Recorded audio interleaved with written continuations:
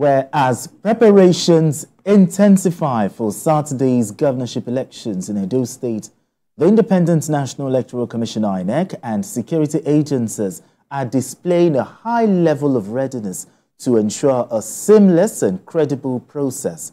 INEC officials, alongside representatives of various political parties, have inspected sensitive electoral materials for the election at the Central Bank of Nigeria CBN office in Benin City. Now, the election materials are expected to reach all the 18 local government areas where they will be transported to the polling units on the 21st of September. Meanwhile, the Chief of Defense Staff, General Christopher Musa, has warned those with the intention of disrupting the election to leave the state or face consequences for their actions. Now, BKO, let's talk about INEC's preparedness for the September 21 Edo State governorship elections. In your opinion, how ready is INEC? Well, I'm far away from the scene, but INEC, when it comes to off-season elections, INEC always prepares better. The logistical hiccups that we experience during the general election, we usually don't get it in the off-cycle election. Yes, even if we get it, it's usually minimal. Okay. Because they mobilize their troops from even the nearby states, and everybody will jump in to make sure that the election is a success. So I want to believe that INEC is prepared, and from even the stories that we are reading, that the party officials are already inspecting the ballot materials. It shows that everyone is ready. But on election day, sometimes these materials don't get delivered in good time. INEC relies on commercial NERCW. Yes, commercial bus driver association, to help them deliver materials across the length and breadth of a state. Sometimes they have issues, they have disagreements, which affect deployment. So I just hope that it won't happen this time. And the good thing, Edo is not a particularly big state. There are some states in which you could be traveling for 7-8 hours to get to the state capital.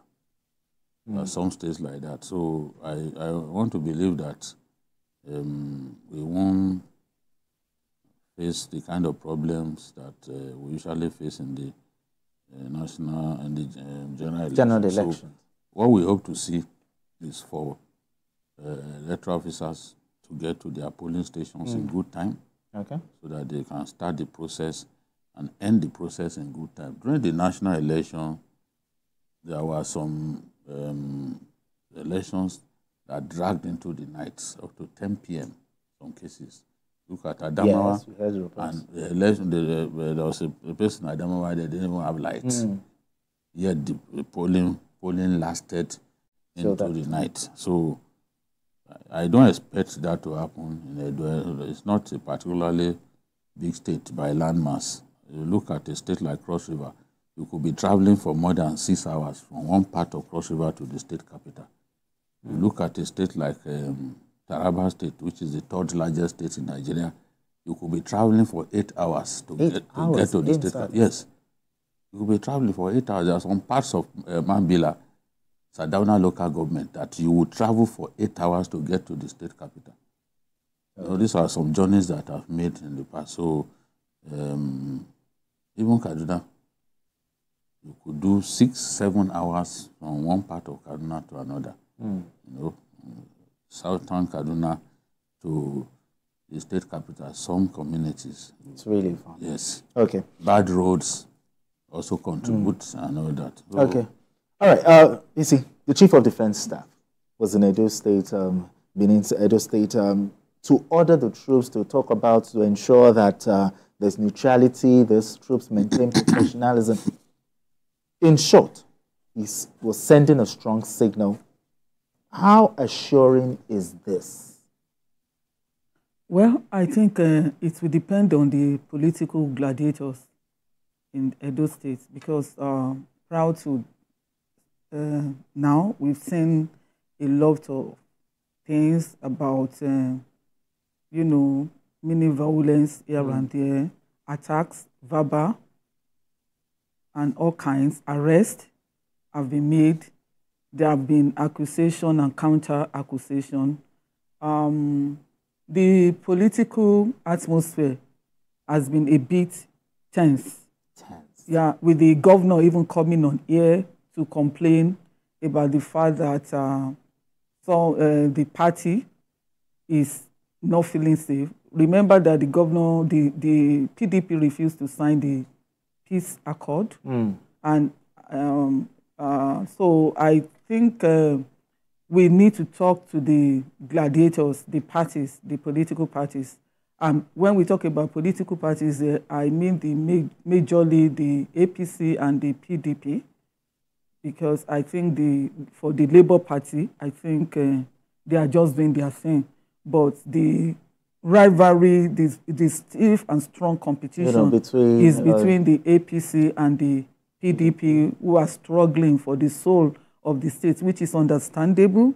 If you look at the history of the state and the governance and the fact that even the governor that is there now used to be an APC member, and the fact that he was actually defected to the PDP at a point, and the fact that is also the person that is also controlling the apparatus of politics in that place used to be the godfather to the governor. Sure. Yeah, so it's a bit complicated. But I think the fear for me is the fact that many people may be afraid to go out to vote, which we should guide against. Yes, because if people think they are not going to be safe, if they go out there to cast their votes, they may withdraw from going out, and we don't need that right now, because I think from INEC's data, many people actually collected their PVCs in that state. Somebody was even saying about 90% or over 90% of voters' card collected. And that's a signal that people which want shows to vote. that people really want to vote. So preventing them from casting that vote will be a big problem. So I like the assurance from the CDS, and I also think that they should just walk the talk and ensure neutrality, and also ensure that whoever is out there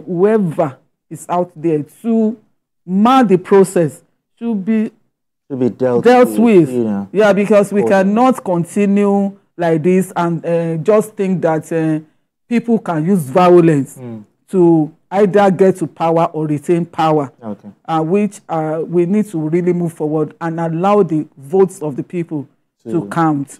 Then in terms of transportation, something just occurred to me when we talk about delivery of items and the rest. Logistics? Yes, logistics. Now, I hope INEC has sorted this aspect out with transporters. The issue of increase in transportation fares resulting from rise in petroleum price, because I want to believe that some of these arrangements were probably made before the hike, the latest hike. I think if INEC has not done that, they should, because sometimes we come to hear on election day that transporters are complaining that they cannot transport based on old arrangements. Covered that. So we dotted their at least they can hear us now, and is an area that some of them have actually pointed out. I'm not speaking in isolation. I heard some of these complaints from their ends, but I mean we once they knew it's something that is a possibility, then they should have sorted it out, because it's not going to be an excuse. Okay. They had this long time to actually plan this. All right, BK, let's talk security in the election. 35,000 police officers. We also heard that about other security agencies, yes. 8,000. Civil defense. Yes. The CDS also went there. But how assuring is this that with all of these security agents, you know, in Edo State, how assuring is this that that vote will go, you know, smoothly and people can actually come out and be secured? If you look at the pattern of elections, especially in the Southwest, I don't think our elections, our most recent elections, have seen disruptions to the point that it will affect the overall conduct of the election. Okay. And it was in Edo State that beavers was actually first used. It was very successful, and results were pasted at polling centers in line with INEC regulations.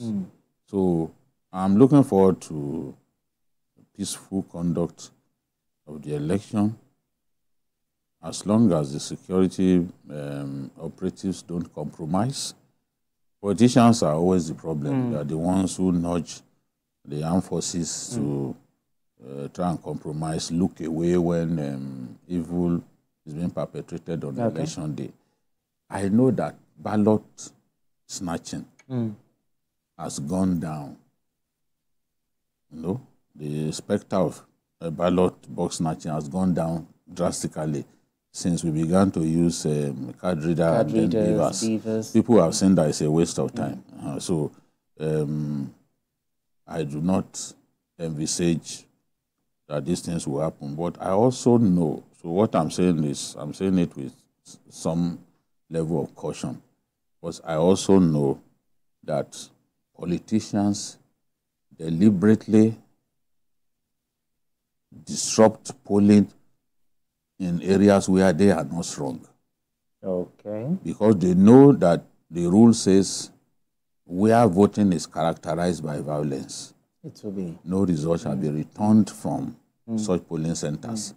So I have demanded that they should do something about that. Review that clause, because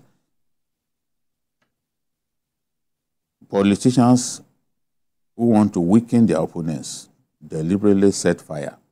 Apologies to Yuson Wike now. Deliberately set fire in the areas where their opponents are strong. I saw a lot of in the last election, especially in the Northwest. So they will go and cause a fight. At the end of the day, no result shall be returned. And they will secure their own area. So they've gained an advantage by doing that. So it's a good thing to say, okay, you cannot use unlawful means, you know, to gain control, to gain some ascendancy during an election. But you should also look at the fact that it can work both ways. You know, it can work both ways, and politicians are using it already. So I hope that these 35,000 policemen, we will really see them at work. Yes, they are not supposed to be too close to polling centers, but at least they can keep their distance and be ready to ward off evil people bent on compromising the electoral process. And of course, soldiers too will be on ground. The Air Force will be on ground. In fact, the Air Force is going to be involved in even airlifting ballot materials and all that. And civil defense, they are always very much involved in this. What we don't know is the role that the vigilantes that the governor instituted what role will they play? What role would they play? The APC is scared that those guys could be used to foment trouble, used to rig the election. But the Chief of Defense Staff talked about it yesterday, that if vigilante holding weapon, let them be arrested. So that's the right thing to do. But they too, the PDP too, is saying that they know that the ruling party will use troops to rig the election. So, yes, but I like the statement that Governor Obaseki made a few days back, where he was expressing confidence in INEC, that they were sure that INEC are prepared well for this election. They're happy with INEC's preparation. He also praised the IG, the same IG that they had been flogging for weeks. You know, he also praised the IG. So I just hope that this election bodes well, because we have reached that point in our country where we should be able to organize elections that we can hold high, you know, as proud citizens. We can't continue to have elections that politicians manipulate the way they like. Okay, I hope that this will be an exception. You talked about Governor Obaseki, but the issue about the peace accord, not signing peace accord, how concerning is this? And also, what role does this peace accord play in our elections in making sure that we have good elections? I've seen where they went to sign peace accord and they started beating each other right there. Right outside, okay, I think. Yes. It happened in Kogi. Peace accord, the fight started from where peace accord was being signed. See, it's just a ceremonial thing. Should it be backed by law? See, you can sign a peace accord and still go against the content that you signed. But when it's backed by law, what happens then? Once it's backed by that, once you go against it, we have enough laws to deal with election riggers, ballot riggers. We have enough laws. That's why some people are saying, okay, how do we try them and dispense justice quickly? Some are asking for electoral offences tribunal. Yeah, INEC has talked about so it. Yes, because the offenders are too many, and INEC cannot have a lot on their plate. Cannot pay all of the lawyers that you need to prosecute those cases. Some lawyers have volunteered to even do those cases for free for INEC. Pro bono. Because it's a big, yes, it's such a big burden. Hundreds of electoral offenders, and INEC must pay the lawyers. The logistics and all that, everything is there. So, and it's across the country. They can arrest more than 100 in Lagos alone. And they all deserve to be represented by lawyers. So I think that we should do our best to make examples of those who flout our electoral laws. We are not doing that enough. And there is an extent to which I can blame INEC. INEC is overwhelmed in terms of the prosecution of electoral offenders. Okay. Okay. The PDP not signing the peace accord. How concerning is this? Will it affect, what are your thoughts on it, and also the role that peace accord plays? Well, even when they signed in the past, it didn't really do much. So I'm not, yes, of course, it will have been good for PDP to sign, but also there are other parties that didn't sign, even in the last general elections. And nothing happened. For example, I doubt if President Bola Tinubu signed that. They said he signed it. He did. Okay. So I think Vice President Shatima signed the first one, then he did the second. Signed. They told, I think they've corrected. Yeah, they did. The president. Okay. So I think I think what we need goes beyond that peace accord, because even if things work well, and if we abide by the rule of law, why should we need another accord? And why should politicians or political parties need to sign a peace accord in the first instance? Okay. I think they do that because generally people don't go by the rules, and because they want to also avoid or prevent violence, they just want things to work. But for me, what I'm eager to see in this Edo election is the role of vote buying. Vote buying. Yes, I want to know. That's another one. I think this is where EFCC. Yes. They will in fact set a record at this. Yes. So because each of them will pay to collect 20,000. 20,000. So those are the things that we need to actually correct. FCC because do something about that. Because it's like each party has voted billions. They voted money for it to buy votes, and if we continue to allow this, how do we get the will of the people during elections? Legally, who should be arrested? The person giving the money or the person collected the money, or both of them? Both of them should be arrested. Both of them. Bika, do you agree with that? Both yes. of them. The person giving and the person collecting? Yes, it's like bribe now. Oh, okay. Taking a bribe. You committed an offense. The giver is also guilty. The giver is also guilty. All right, thank you so much, gentlemen, gentlewomen. Gentlemen, come on. Gentlemen of the press. Gentlemen of the press. If you said that to a female judge, you are going to jail. I plead the fifth. Thank you so much. Well, Labisi Politically, thank you so much for Thanks for having me. BK, the veteran. Thank you. I missed you yesterday. Yes.